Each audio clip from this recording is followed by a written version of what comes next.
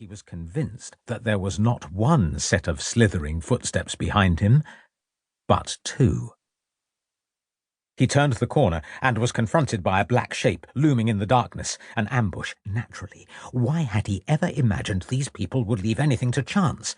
Perhaps if he could somehow manage to overpower the one ahead, then make a dash for it before the ones behind. "Looking for a good time, ducky?"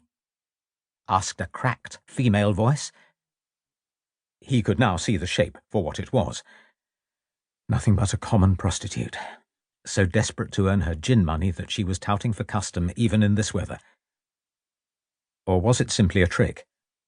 Was she, in reality, one of them?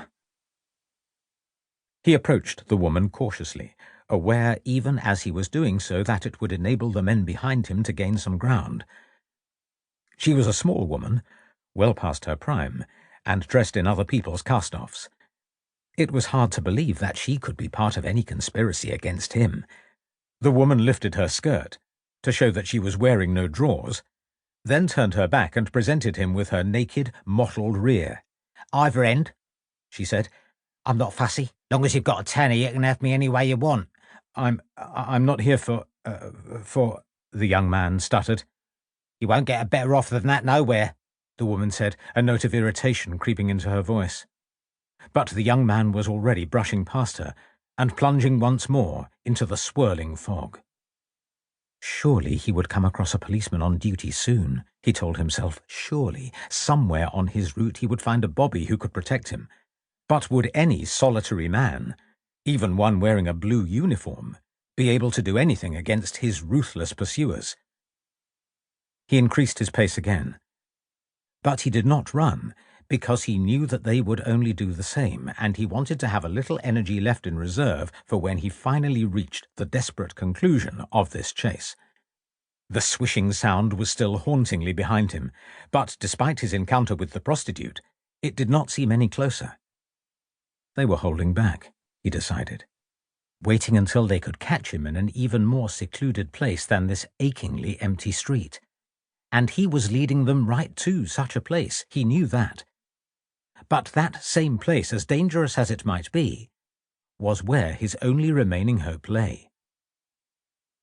Like a drowning man, he felt his whole life flash in front of him.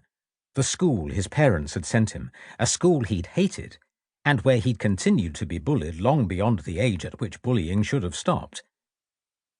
He thought about his stern, unyielding father, his cowed mother, and his baying, opinionated older brother. And he thought about his loving, gentle sister, who had provided the few moments of happiness in his grim existence, and who was, indirectly, responsible for the situation in which he now found himself. The pub at the edge of Alderman's Stairs was as dark and empty as the one outside which the prostitute had been lurking. And here there were fewer street lamps, so that he was moving in almost total darkness. He reached out his foot and felt for the edge of the stairs. "Hello? Is anyone down there?" he called out, thinking how squeaky and immature his voice sounded. There was no answer, save for the gentle whoosh of the river. He cleared his throat. Is there anybody down there?" he repeated, in a much deeper voice this time. Once again, there was only silence in response. He made his way, groping down the stairs. Perhaps he could swim for it, he thought.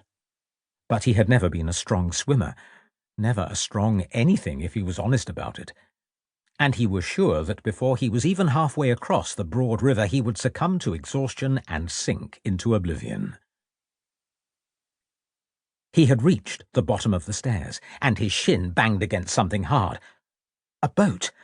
By some miracle, one of the watermen, probably too drunk to know what he was doing, had left his boat moored where anyone could take it. He felt along the edge of the boat until he came to the mooring rope. A miracle, he thought again.